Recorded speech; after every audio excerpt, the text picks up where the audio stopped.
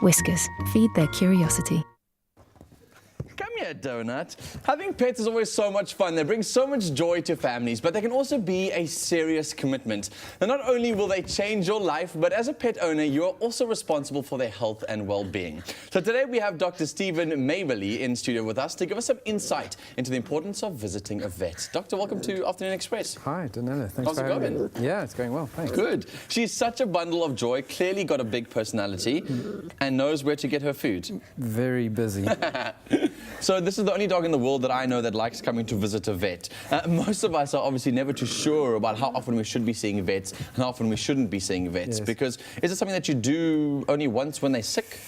That's the reason most people take their pets to veterinary clinics, but that's unfortunately not the whole truth. Primary health care, which is very important at this life stage, is paramount to developing a relationship with your vet and learning about all the important things that a puppy or a kitten needs to have.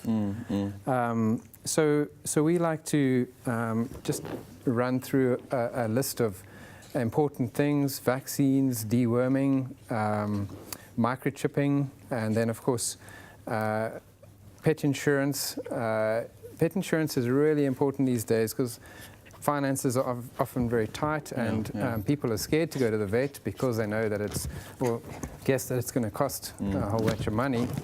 And having pet insurance is great. Oopsie.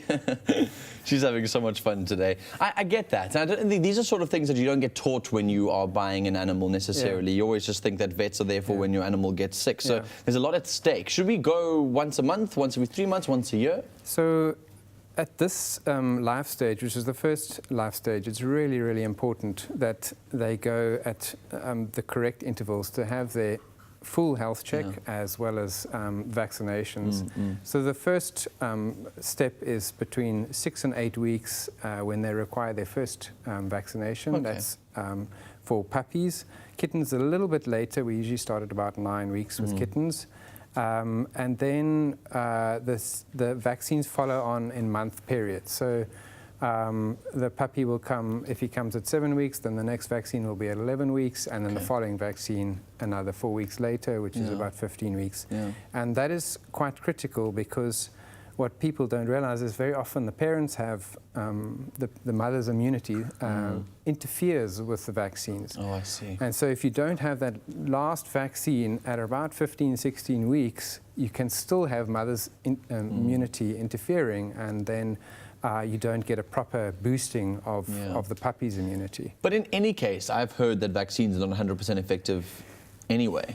That is correct. We're dealing with a biological system, and then obviously they may not respond like we'd like to. And then obviously at a year of age, you get another chance to boost that puppy series of vaccines or kitten series of vaccines. There are unfortunately a few dog breeds and possibly cat breeds that don't respond like we'd like them to the vaccines, but that's rare, whereas most puppies and kittens will respond nicely. So I'm guessing, and I mean, I'm obviously taking a big stab at this, but it sounds correct to me, is that most people don't want to see vets that often because of the cost implication of it all. But there is clearly a saving in terms of trying to make sure that your animals don't get to that point where they need to go to the vet more regularly for serious treatments because they've been vaccinated before. Correct. Primary health care can prevent these serious diseases. I mean, you certainly wouldn't want to have your pet or exposed to rabies, for instance, and if you haven't had a rabies vaccination, it's a serious risk. Serious risk, and people think it's not important in the Western Cape, maybe, but certainly in other areas, Natal and Transvaal, very, very important. I'm sure. Great risk. I'm a big fan of adoption of animals because so many animals are being born in areas where they're not being looked after, and they get collected by these brilliant places that look after these animals. One thing that I've always wanted to know is, because you've spoken quite a lot about puppies, what about if I've adopted a child, imagine, if I've adopted a puppy or a kitten or perhaps an older animal that I've managed to find, what is the vaccination process then? So obviously, the vaccination process is important, but very often these pets, be it a cat or a dog, have come out of potentially abusive or difficult or stressful circumstances. And besides the importance of making sure that the vaccine status is correct or up to date, they very often have other diseases which are not necessarily found in the normal situation of buying a pet or a pedigree animal. And so having a veterinary visit is really important to identify diseases or behavioral problems, because often they're very stressed, and these stressful situations create temperament problems, and the earlier you can start identifying those and dealing with them, the better. Awesome. Well, I hope you managed to find what's giving Donut so much energy on the show, because eventually, at some point, I hope there's a vaccination for it and there's a calming down. Doctor, thank you so much. This has been very insightful. I really appreciate your time today. It's a pleasure. Awesome. So, guys, as you know, as pet owners, keeping your animals healthy and happy is the least we can do.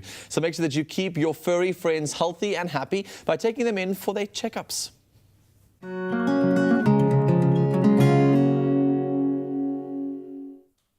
So make sure you join the conversation on social media, where we're asking, what difficulties did you face during your studies? Tweet us at Afternoon Chat using the hashtag Afternoon Express, or comment on our Facebook page. And after the break, it's time for our Online Express, where we look at what stories are trending online. We'll be right back. Don't go away.